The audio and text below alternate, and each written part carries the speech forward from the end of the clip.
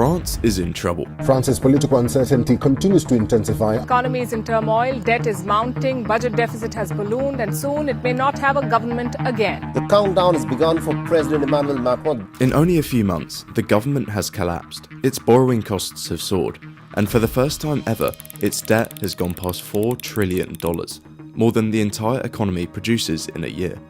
This might sound like just another European debt story, and after all, other European countries have debt levels far higher than France. But France is different. It isn't just any country, it's Europe's second largest economy, accounting for nearly a fifth of the entire Eurozone. And if it ever failed to pay its debt, its shock wouldn't stop at its borders, it would ripple across Europe. Unfortunately, the warning signs are already there. It's been over half a century since France ended a year with more money left over. 51 straight years of spending more than it earns, with every government simply borrowing to cover the gap.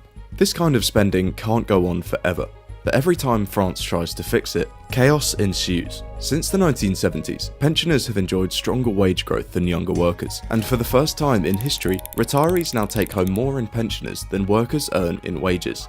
But still, nothing can be done. Politics is stuck. One party calls for higher taxes, another for spending cuts, and another for reforms, but no solution lasts more than a couple years. The cycle is always the same. A government is elected, it proposes measures, opposition builds, and then the government collapses, and the process starts over. Meanwhile, France's debt rises by €5,000 every second. Now people have begun to ask, what happens if nothing changes? If France can't bring its finances under control, the rest of Europe may be forced to step in, whether it wants to or not. And if this happens, the entire Eurozone could be in jeopardy. For most of the last century, France was a symbol of prosperity. It built one of the most generous welfare states in the world. If you got sick, the state covered your medical bill. If you lost your job, government unemployment checks kept you afloat. And when you retired, a pension was waiting for you. And from the moment a child was born, the promise was clear. Education, all the way from nursery through university, would be free. It became part of the French identity, a promise that the state would always protect its citizens. And for decades, that model seemed to work. Growth was strong, living standards were high, and France cemented itself as Europe's second largest economy, behind only Germany. The French system was admired, not just within France, but abroad. Proof that a modern economy could combine capitalism with a powerful social safety net. But there was a catch. It came with a hefty price tag. And although taxes were already high, that price still needed to be covered with debt. In fact, every single year since 1974. For more than half a century, deficits were the rule, not the exception. And at first, this wasn't an issue. And that's because debt isn't always a bad thing. If it funds growth, especially long-term growth, it can even help a country prosper. And for decades, France did exactly this. The economy was strong, the workforce young, and millions of people were paying into the system, which made generous benefits feel sustainable. But in France, those benefits became more than just a policy. They became part of national identity. People came to expect the state to step in at every stage of life, to cover their healthcare, their pensions, or even months of unemployment. It wasn't just support, it was a promise. The problem was that over time, this promise got harder to keep. By the 1990s, France still had 5 workers for every retiree, but 2 decades later, this was down to 3. Pensions and healthcare began swallowing more and more of the budget, while the tax base needed to fund them kept shrinking. Normally, that kind of imbalance would set off alarms, but France was shielded by timing. The creation of the euro drove borrowing costs to historic lows. Politicians leaned on debt instead of reforms. After all, why risk sparking a protest when borrowing felt painless? From the outside, the system looked relatively stable, but underneath, France was going more fragile than anyone wanted to admit. And then the calm shattered. In 2008, the global financial crisis hit, and like everyone else, France was forced to spend billions to recover its economy. As people lost their jobs, families who once paid into the system now depended on it for survival. The flow of money reversed, less coming in through taxes and far more going out in support. In just 2 years, France's debt jumped from around 60% to 80% of its GDP. It was the first real warning sign, proof that France's system was more fragile than it looked, and this should have been the moment of reckoning. But while other countries like Greece or Spain, which were also suffering, were forced into painful bailouts, France slipped under the radar, quietly avoiding the spotlight.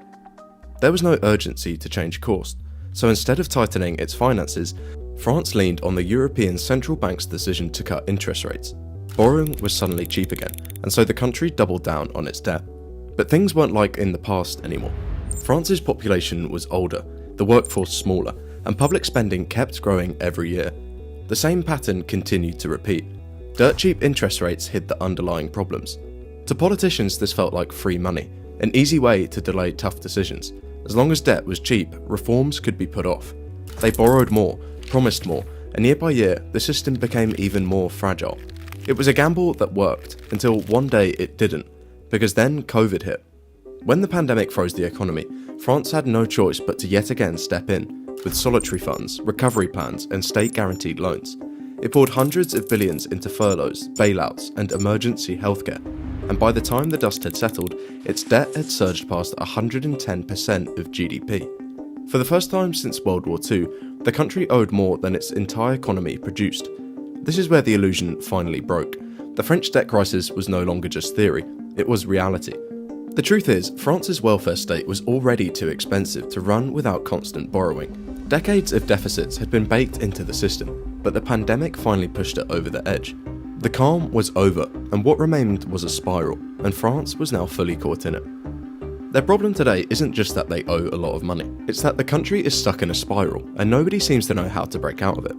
The French welfare state was built in another era, a time when borrowing was cheap and the economy was booming. But that world doesn't exist anymore. Interest rates are climbing, the economy is slowing, and suddenly the cost of funding healthcare, pensions, and benefits feels a lot heavier. And here's where France really stands out. No other developed country spends as much on its public sector. For every euro the country produces, 57 cents of that goes towards the public sector. Take last year, France ran a deficit of 167 billion euros. Over 50 billion of that wasn't spent on schools, hospitals, or new infrastructure. It was just on interest payments, paying off debt on yesterday's promises. Add it all up and the country is overspending by about 6% more than the economy even makes. To put that into perspective, the EU's limit is 3%, and France is running nearly double that. In fact, it hasn't even met this spending target once since COVID, and it's not projected to change course anytime soon. And the reason the deficit keeps blowing up is simple. Most of France's money is tied up in recurring costs, obligations that can't just be paused or cut without sparking a crisis. And this is where we hit the real pressure point, as one expense in particular is eating the system alive: pensions. France now spends more on pensions than almost any other country in the world. Last year alone, that price tag was over 350 billion euros, which is 14% of the entire economy, far above the EU average of 10%. To put that into perspective, pensions now cost the French state more than it spends on education, defence and transport combined. But the real issue isn't just how much pensions cost, it's how fast the balance between workers and retirees has flipped. When the system was first built, fewer than 15% of the population were retirees. The balance held. But today it's a different story. That number has already jumped to 22%, and by 2050 it's expected to be nearly 30%. Almost 1 in 3 people will be retirees. And it's not only that there are more retirees, they're also living longer. Today, the average French citizen lives for almost 11 years longer than 50 years ago, which means a decade more of pension checks, healthcare bills and support longer than the system was ever designed to handle. For want of a better phrase, the French pension system works a bit like a Ponzi scheme, on a pay-as-you-go basis, where the money placed into the system is almost immediately drawn out to pay for pensions. However, it's not just that there are fewer workers, it's that those existing workers paying into the system aren't making up the difference. Productivity in France, once amongst the strongest in Europe, has dropped sharply in recent years. Part of the issue is structural. More young people are staying in school longer and collecting advanced degrees to stand out in the job market, but the jobs aren't there to match. Nearly 1 in 4 graduates end up in work that don't even require that level of education.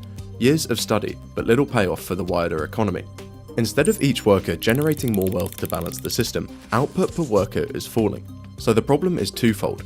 There are fewer taxpayers shouldering the burden, and each one of them is contributing less than before. And here's the caveat. Everybody in France knows the system can't keep going like this. Economists warn about it, investors see it, and even the government admits it. But every time leaders try to fix it, the country explodes. In 2023, more than 3 million people marched through the streets in a single day to fight Macron's pension reform. By international standards, what they were fighting against was modest, raising the retirement age from 62 to 64. For comparison, in Germany and Italy, it's already 67, and even in the US, it's 66. But in France, the reaction was explosive. Strikes shut down transport, garbage piled up in Paris, and protests went on for weeks. Polls showed that nearly 70% of the population opposed the reform, even though economists were nearly unanimous that it was necessary. And when Parliament resisted, Macron forced the bill through using a constitutional loophole. Instead of calming things down, it only deepened the anger, and his approval ratings collapsed, and the government barely survived a no-confidence vote. In the end, the reform technically passed, but politically it came at an enormous cost. Macron's party lost its majority in Parliament, leaving the government too weak to push through major changes, and every proposal now gets bogged down in negotiations and stalls before it can go anywhere. These struggles aren't just limited to Macron either. Every time a previous president tried to touch pensions, they ran into the same wall. Each time, streets were filled, strikes broke out, and reforms were watered down or abandoned. And that's the trap of the French system. The reforms are desperately needed, but any attempt to pass them is faced with either political opposition or an uproar in protests.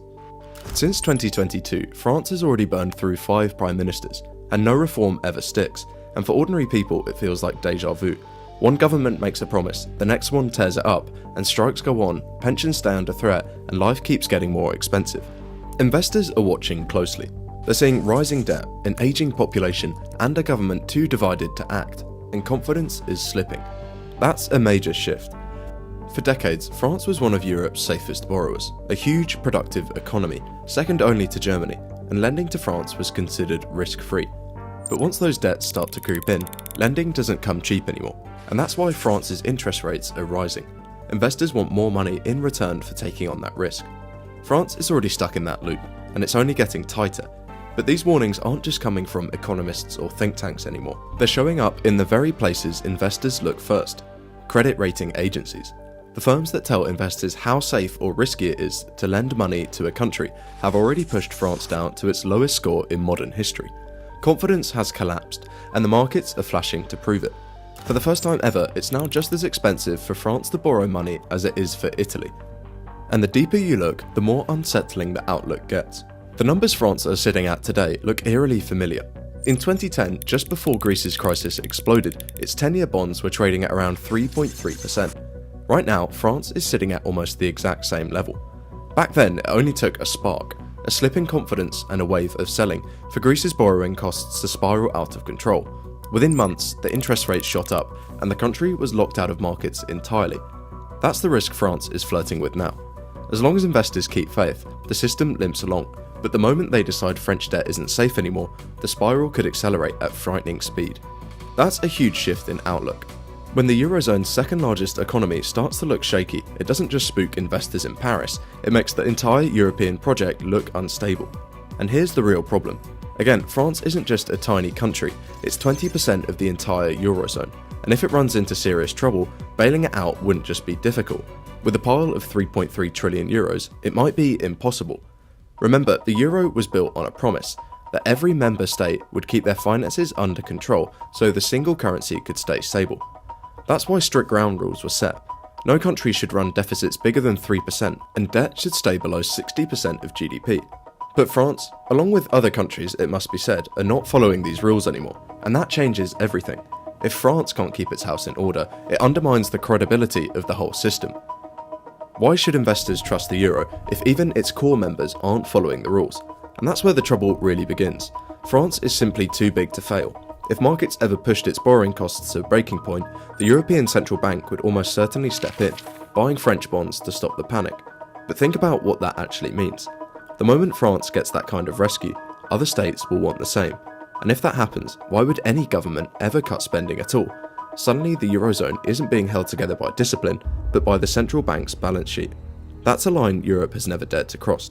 The uncomfortable truth is that this is all unprecedented. The Eurozone has no real playbook for this. It managed bailouts for Greece, Portugal and Ireland, but those are all much smaller economies. France is nearly 10 times bigger than Greece. If it tips into crisis, the entire Eurozone would be forced into an impossible choice. Either step in and rescue them, risking political backlash in Germany and the Netherlands, or refuse and let one of the founding pillars collapse. Either path would jeopardise not just France, but the euro itself. Another country which is also suffering with debt issues of its own is of course America.